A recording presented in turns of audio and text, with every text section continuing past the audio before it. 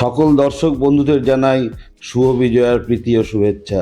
আশা করি পুজো আপনাদের খুব ভালো কাটলো। আমি তিমির শুরু করছি আজকের রেসিপি পুঁটি মাছের ঝোল। পুঁটি মাছগুলোকে প্রথমে তেল হলুদ মাখিয়ে রেখে দিলাম, তারপর আলুগুলোকে ধুয়ে নিয়ে এভাবে কেটে নিলাম।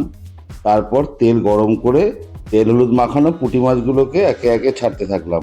একটু ডিপ ফ্রাই হবে, স্লো মিডিয়াম ফ্লেমে কিন্তু পুঁটি মাছটা ভাজবেন, কারণ তাহলে মাছটা খুব ভালো ভাজা হবে। আর এই মাছটা যত ভালো ভাজা হবে তত টেস্টটাও ভালো হবে। যদি হাই ফ্লেমে ভাজি তাহলে খালি ওপর দিকটাই ভাজা হয়ে যাবে, ভেতর দিকটা ভাজা হবে না। সেই জন্য স্লো মিডিয়াম ফ্লেমে ভাজতে বলছি। তবে হ্যাঁ, আপনারা কিন্তু লাইক সাবস্ক্রাইব করে এবং শেয়ার করে আমাদের উৎসাহ দেবেন, কারণ রান্নাটা যদি আপনাদের ভালো নাও লাগে, কিন্তু কষ্ট করে তো বানাই, ভিডিও করি, এডিটিং করি। যদি আপনারা লাইক সাবস্ক্রাইব করে আমাদের উৎসাহ দেন তাহলে পরবর্তীকালে অনেক ভালো রান্না উপহার দিতে সক্ষম হব। ধন্যবাদ। মাছগুলো কড়া করে ভেজে তুলে নিলাম। তারপর ওই গরম তেলেই কালো জিরে দিয়ে দিলাম। কালো জিরে দিয়ে তারপরে আলুগুলোকে ছেড়ে দিলাম। পুজোর পর প্রথম রেসিপিটা একটু হালকা দিলাম, কারণ পুজোতে তো অনেক বিরিয়ানি, চিকেন চাপ, পিৎজা, বার্গার খাওয়া হয়েছে, তাই পেটটা ঠিক রাখতে হবে। তো আলুগুলো কিছুক্ষণ নাড়াচাড়া করে ভেজে নিলাম, একটু লালচে করে ভেজে নিয়ে তারপরে কাঁচা লঙ্কা একটু ভেঙে হাফ করে ওতে দিয়ে দিলাম।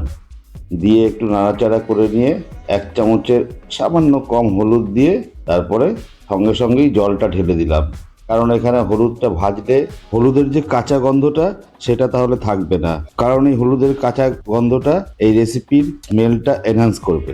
হলুদ গুঁড়োর ওপরেই জলটা ঢেলে দেবো, তাতে একটা সুন্দর স্মেল আসবে। তারপর নুন দিয়ে ভেজে রাখা মাছগুলোকে ঢেলে দিলাম, দিয়ে কিছুক্ষণ মিডিয়াম ফ্লেমে এটা কুক করে নিলাম।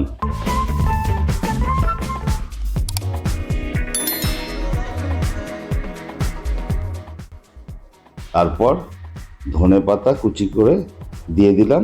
দেওয়ার পরে হাই ফ্লেমে রেখে মিনিট 3 এটাকে রান্না করে নেব। মিনিট 3 রান্না করার পর যখন এভাবে ফুটতে শুরু করবে, দেখবেন একটা সুন্দর গন্ধ বেরিয়ে এসছে, তখন বুঝবেন রান্নাটা রেডি। অসাধারণ লাগবে, যদিও মশলা নেই, কিন্তু অসাধারণ লাগবে এই রেসিপি। দেখতে থাকুন মুনমুন গেলি। ধন্যবাদ। সবাইকে খাওয়ান, সার্ভ করুন। শুভ বিজয়া।